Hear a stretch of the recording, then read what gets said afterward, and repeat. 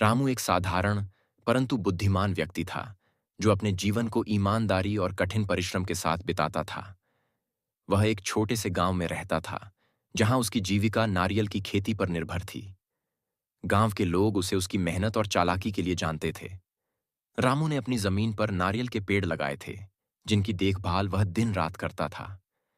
उसकी मेहनत के कारण पेड़ बहुत अच्छे से फलते थे और रामू इन्हीं नारियलों की बिक्री से अपनी और अपने परिवार की जीविका चलाता था।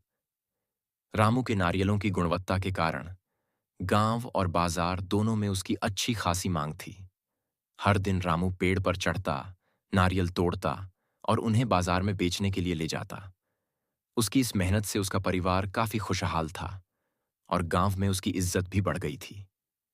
एक दिन सुबह की ठंडी हवा में रामू ने सोचा कि आज वह उस बड़े नारियल के पेड़ पर चढ़ेगा जो गांव के दूसरे छोर पर था।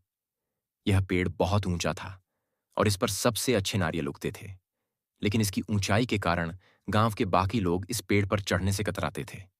रामू ने सोचा कि अगर वह इस पेड़ के सारे नारियल तोड़कर बाजार में बेच देगा तो उसे अच्छा मुनाफा मिलेगा। रामू ने अपनी कुल्हाड़ी और रस्सी उठाई और उस बड़े पेड़ की ओर चल पड़ा।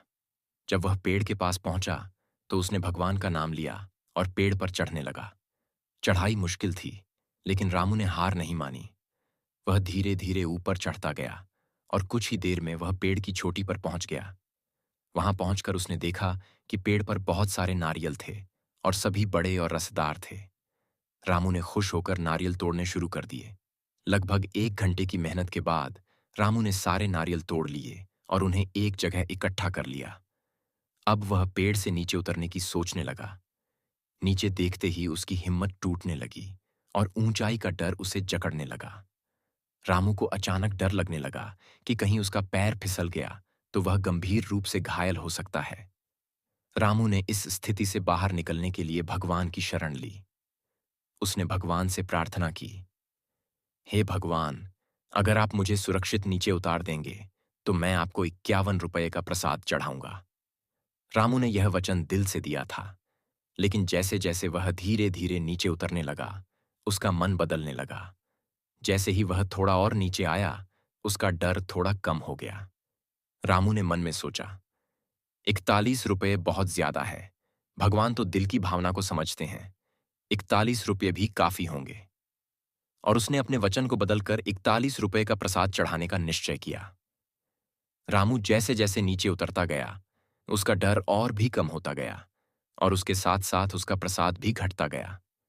उसने फिर सोचा, भगवान को 21 रुपये चढ़ाने से भी वे खुश हो जाएंगे। आखिरकार मैं गरीब आदमी हूं। इस तरह रामू ने फिर अपने वचन को बदल दिया। अब रामू पेड़ के बीच के हिस्से तक आ चुका था और उसे लग रहा था कि वह बिना किसी परेशानी के नीचे उतर जाएगा। उसने मन ही मन प्रसाद की रकम को और घटाते हुए 11 रुपये तय कर लिया।